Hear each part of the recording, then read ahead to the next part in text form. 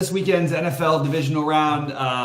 It should be, we got some pretty good games here and a couple of could be blowouts on Saturday. So should be interesting to see what happens. Sheets, any overall takes, I guess, before we get into it? Well, 3 classic slates remain and 7 showdown slates remain from the NFL season. So we got 10 shots to get all the cheese. And this is a really this is probably my favorite weekend. I know some people like the championship games, whatever. Mm-hmm. I just kind of like this one. You get 4 games. You get to see. I don't know. I kind of like this, and I like the 2-game Saturday, 2-game Sunday. Now, as far as me being able to watch, it's going to be a little awkward for me. I'm going to actually be in Toronto on Saturday for doing the UFC. So I'm going to watch like the first half, and we'll probably head over there. But it's we're going to be in the DraftKings suite, so I'm sure they might have the game on or whatever. They'll probably actually just show the MMA, whatever. In any case, they'll have the game on. And then I'll be back on Sunday though, in time for the very late 3 p.m. start on Sunday. I'll be back to watch at least.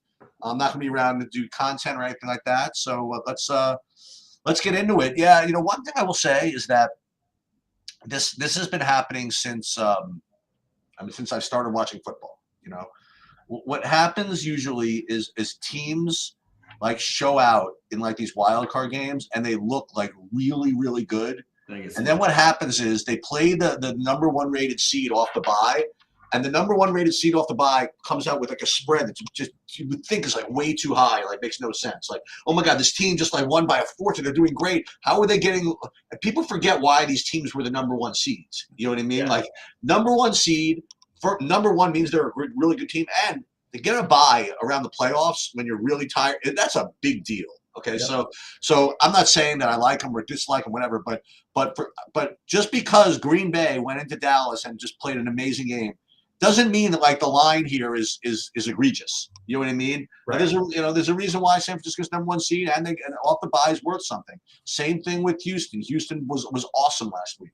They were great, and Stroud was amazing. And some people are like, oh my God, how are they underdog by like whatever they are, 8 points, whatever they are, over Baltimore? Because Baltimore is really good, and they're off a bye as well. KC Buffalo, that's going to be that's going to be a fun. It's going to be a fun one. I don't know what the spread is in the Tampa Detroit game. Oh, that's a 7. I think that I actually have an opinion on that. Maybe we'll wait till we get to it. But I bet you were going to disagree. I'm excited about that. No, I don't know about that. I think that it's the complete end of the road for Tampa. I think Detroit. Oh yeah, me too. I think they get massacred. But yeah, I think it's a massacre. Yeah. I really, really do. I mean, Tampa. Tampa caught. Listen, I call it what it is because I was right. Whatever it is. Tampa caught a break. Okay, playing a Philly team that was done. Yeah, they caught a break, and Tampa looked like they were going to run him out of the gym. And even still, they were a little fishy. Like, there was like a couple of the 4th downs that the Philly didn't get. Watch Philly play like a team that was just completely dusted and dead, and yet it was still only a 1-score game for like quite a while. Right, so right. I think Detroit's just going to hammer them. Yeah. So we'll see how that affects DFS in a little bit, but. I guess those are my opinion. Do you have any opinions on any of the games specifically, except for that one, which you already just kind of? I'll take the. I'm just gonna until the Chiefs lose to the Bills in the playoffs. I'm gonna just keep betting on the Chiefs. Okay. I think the Chiefs are a better defense than the Bills are. I think the Bills are a lot of smoke and mirrors, and I think they can play up to competition. Both those teams are dangerous. Obviously, at this point, everybody's dangerous. But I'm on the KC side. That's my strongest take, and I'm a little. From a DFS perspective with the first game, I think we should talk about it because the interesting thing you're seeing right now is that like if truly nobody wants to play CJ Stroud this week, I think that's an interesting play. Like people are mostly going to be stacking. I think they're mostly going to be using the quarterbacks from the second game, and they'll use Purdy and maybe Love some. But I do think as of right now, you've got some somewhat spread out, but Stroud should be the lowest owned quarterback on this slate based on what the projections are. And I think that's a really interesting way to immediately like maybe get different. Even if Baltimore wins this game and controls it, they're still going to throw from behind. The weather looks okay. Collins, Stroud has been unbelievable. You have natural, easy guys to pair him with. Noah Brown is out officially, so that means you can play John Mechie with a little bit more confidence in Robert Woods if they're in. I don't know. Sorry, I usually go first, but I just jumped into this one because it's my Ravens. But I kind of am just seeing that the Houston side of this is going to be far lower owned. Mark Andrews is supposed to be coming back, and he should be low owned because of that. I would take a shot or two on Mark Andrews, but I am worried that he'll be limited a little bit. And I love the Lamar stack to Flowers. Flowers officially in. I also don't mind getting to some Beckham. This is not my favorite game, but I probably will be overweight because I think that the rest of the field will be slightly underweight this game. What do you like here? Yeah, well, first of all, there's a name that we haven't seen in a long time who's apparently playing, and that'd be Mark Andrews. I'm getting a projection like 11 points, which to me is like kind of an embarrassment, like if he's actually playing. Right. So I don't know what that is. I'm currently I ran some stuff earlier. I'm getting like 25% Andrews. The guy I'm getting the most of from this game is a little scary, but it's Devin Singletary. Maybe it has something to do with just like different options. I don't know what the prices, but I'm getting a lot of Singletary from this game, and it's usually not what you want to do. You play the underdogs here against you'd imagine that Houston's going to have to be throwing quite a bit. But that's what I'm getting. That's what I'm getting for now. I like your idea, though, in general, though, about just Stroud is like a 13-point projection. I mean, my joke. I mean, well, okay, what about the second half? You know what I mean? Is that right. I mean, all the guys just freaking slinging it all over the goddamn place all season. So whether it's close because he's having a good game or whether it's not close, forcing him to sling it from behind. I mean, that's just seems like kind of an insulting projection if you want to know the truth. And like you say, you know where it's going. Listen, call what it is. Nico Collins is legit. I mean, he's like absolutely legit. So I like that as a contrarian play. And I certainly like Stroud as a contrarian play.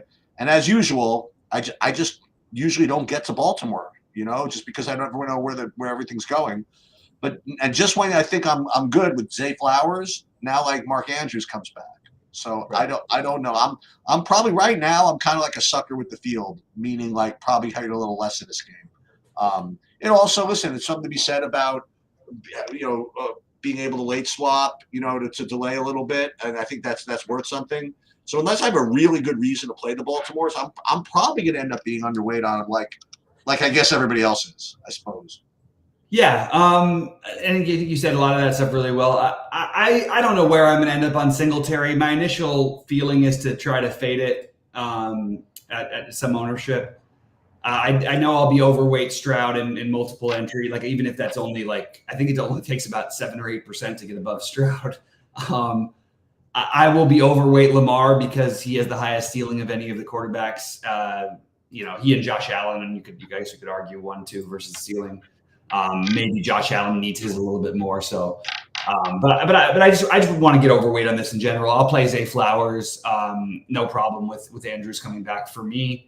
Assuming that, and I think Andrews might even be a little limited. I don't mind the idea of maybe taking a shot with Aguilar, Bateman, or Beckham, but nothing that's a real priority. I mean, remember we want to target Houston for wild games in general, and you sort of just hope maybe Baltimore gets behind and they have to come back. Like you're going to get $1 million out of Lamar. So I'd rather single pair him with one of Andrews or Flowers, but I'm okay with double pairing him with either one of those guys, with one of the other receivers, or with Zay Flowers and Andrews straight away.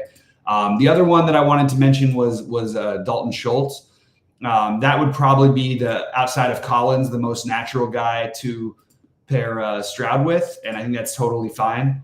But I guess my overall look on this game is I'll probably be a little bit overweight at the moment based on where the ownership is.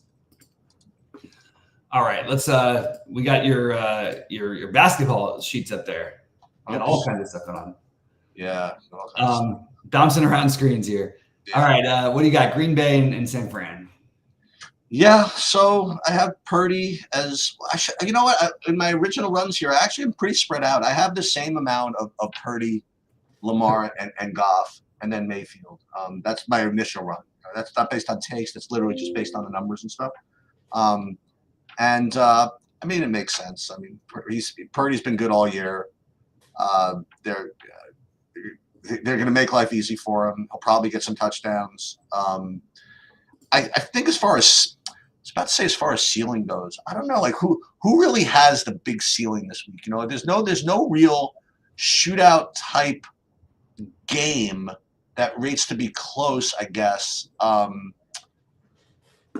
So yeah, I guess all these quarterbacks seem very similar to me. So I do like Purdy, McCaffrey. I mean, I would imagine the best running back on the slate. For some reason, I have Singletary more. But I guess you got to play two running backs, I suppose. But well, I guess it's just the price. Yeah, that's true. Yeah. So listen, McCaffrey is only 8,800, right? I mean, I think it's a tough fade. I mean, if you want to know the truth. So McCaffrey and Purdy, and as far as the San Francisco receiver roulette, currently I have more of Ayuk than the others, but I mean that can be talked into whatever. Yeah. So for me on the and I didn't talk about Green Bay yet. So you can I'm sorry. Yeah, you go reverse. I forgot. Sorry. No, that's fine. But but Green Bay again, they rate to get less points. It's kind of tough to, I don't know. I really respect, the progress they've made. They got, good receivers. Just think they're maybe a year away. You know what I mean? At least. So I don't know. I just don't. They played an amazing game, and Jordan Love was the first rookie I think ever to have a perfect QB rating in a playoff game. Yeah, that was awesome. Good for them. Good for them. I just think this is a tough spot. That's the best I can say. So. Yeah, I'll probably be a little under on the Green Bay guys. It feels a little bit like that to me too.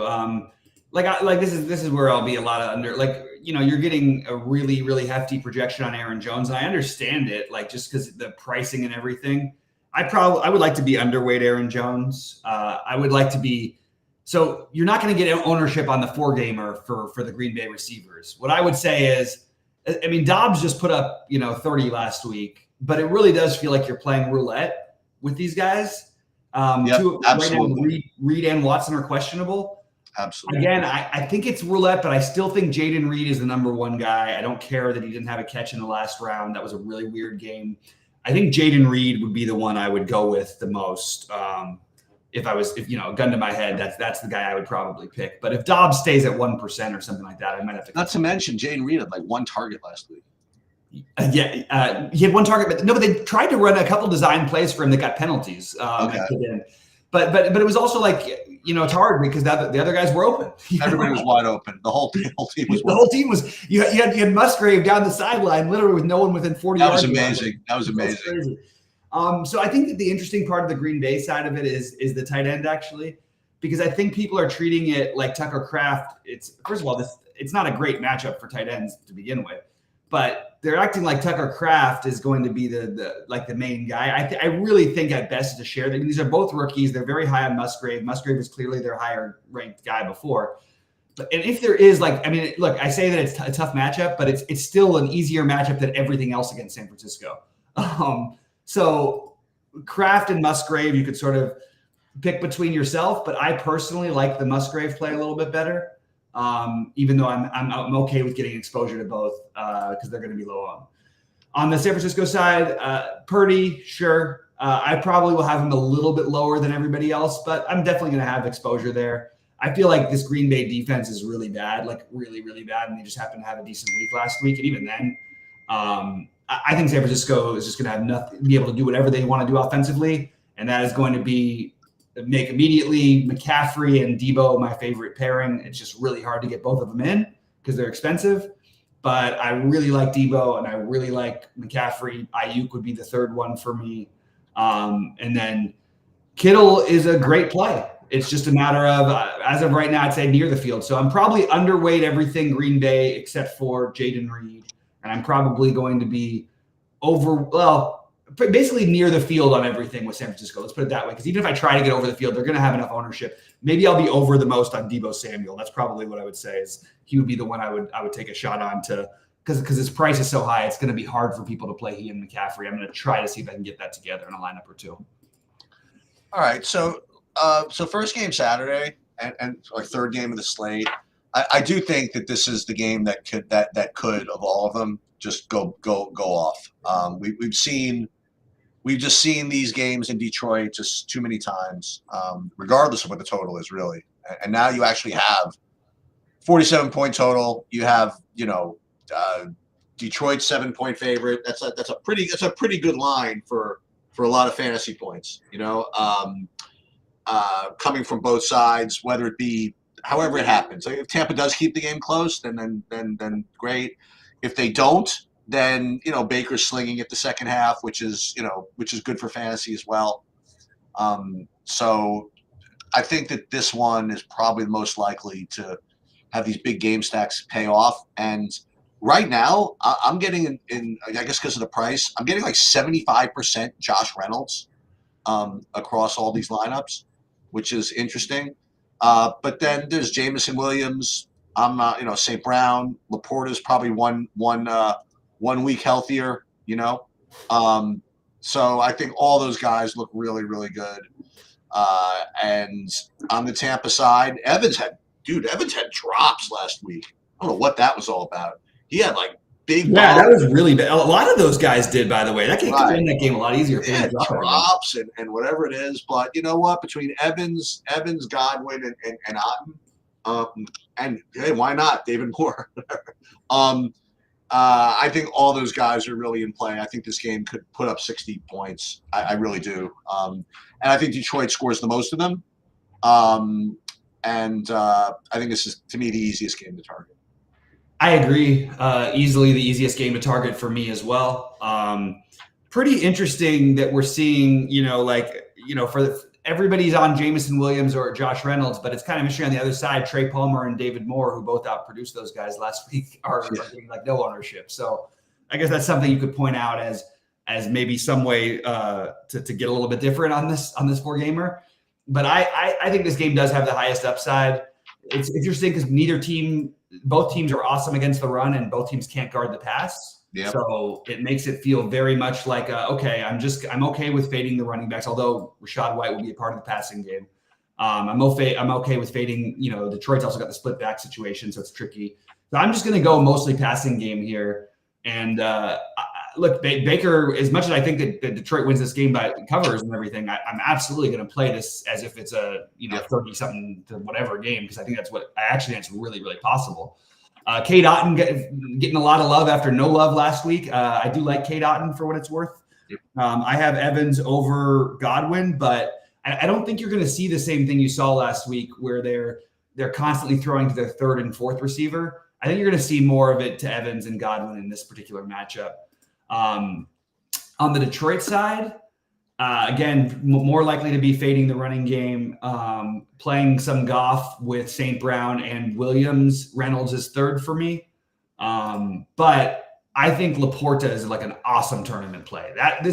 Whether it's Laporta and Andrews, two of the best receivers in the NFL, end up unowned, you can bet that they won't end up totally unowned, because I will be well overweight the Laporta and Andrews. Now, Laporta's playing banged up. We knew that last week. Still got in the end zone. And Andrews, we'll see how limited he is. But just the fact that you have these two guys, and I'm not saying play them together, but you have them both like sub 10%, whereas if this was a regular slate and they were all healthy mid-season, I feel like they would be the chalk. So I'm in on the and I'm going to always attack Tampa Bay. They're the worst team in the NFL against tight ends. So I love the Laporta idea, and I love the Laporta in a similar vein to Mark Andrews, although I feel a little bit better about Laporta's health now that he at least got back in a game. But overweight everybody in this game from the passing side, underrate the running side, and that's pretty much where I'm at. I do like Detroit's defense also. All right, KC and Buffalo. Yeah, I know exactly I know what's going to happen in this KC Buffalo game. I don't know exactly who's going to happen to. Okay, but listen, these coaches know each other, these players know each other, and it's going to be the same stupid cat and mouse game, whatever it is. And then it's going to come down to whoever either manages time best in the fourth quarter or gets the right holding call when they need it, or just one stupid play to get the clock running, to massage it so they get the ball last or something like that. Someone's winning this on the last possession or not. You know what I mean?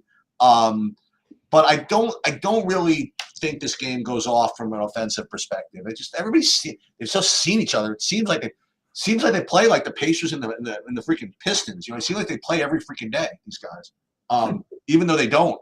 But listen, both these coaches are really, really good, and they know what the other team's going to do. I think it's going to be, like I said, kind of cat and mouse, you know, not really that many points. I don't know what the weather's going to be like in Buffalo, whatever. But one thing I am really nervous about is having as little Josh Allen as I have right now. He just generates so many fantasy points by himself. You know, that you know, he's I don't want to compare him to Lamar, but like Lamar's like a 10-point favorite, and you know, Allen's going to be, I think, leaned on, you know, like the whole game. So I'll probably end up forcing myself more of him. And as far as KC, as far as any of these players, I mean, they're going to try to get James Cook the ball, I suppose. Kansas City's going to try to run the ball with Pacheco, but at the end of the day, you know, they'll put the ball in Mahomes' hands. He'll look for Kelsey. He'll look for Rashid Rice, and what's his name will look for his two best receivers, who are the two tight ends right now. You know what I mean? Like, you know, obviously Diggs. I'm being a little facetious, but I mean, it always seems like Knox or Kincaid are catching the ball. Hey, Diggs hasn't scored in like 9 weeks, so I know that's what I'm saying. Yeah. So I think that the two tight ends, or I guess the main one, the Kincaid for Buffalo is probably a strong tight end play. I guess Cook is a good, but I think I'd rather just not. I'd rather play Singletary maybe. I don't know. The second running back, it's kind of a tough play, right? Besides McCaffrey, it is not. Yeah. Easy. Well, for me, I find that one pretty easy because it's going to probably be Pacheco for me. Okay. But I have no problem. This is not. Don't. I'll take the better. KC's a better defensive team than Buffalo by, I think, a pretty good management. Oh yeah. Yeah. I don't think Buffalo's particularly good defensively, by the way. They just happen to have had things work out in their perfect favor. So I think both running backs are in this game are kind of appealing to me, but I definitely prefer Pacheco. I like KC, as I said, to win the game, but I mentioned I was using the receivers and all these other spots, and I'll be fiddling through those guys, but I'm gonna be pretty heavily concentrated at running back between Pacheco and McCaffrey, assuming that I can get my lineups to look the way that I want them to, because I do like to spend ups at tight end a little bit as well.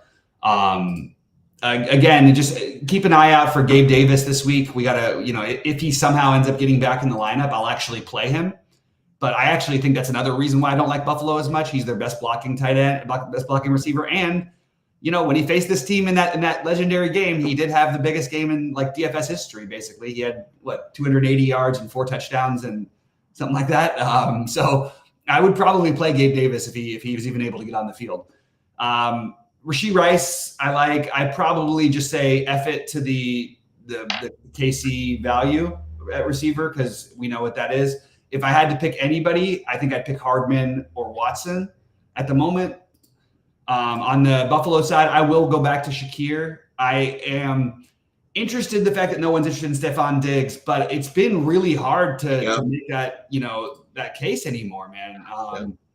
And then I think I might end up with double tight. I love double tight ends in the playoffs. Always worked well for me. I don't know what that is, but something about the cold weather that seems like even look at last week. I feel like every tight end had double-digit fantasy. Even like the 3K guys were all getting there. Even the backup tight ends like Evan Jordan were getting in.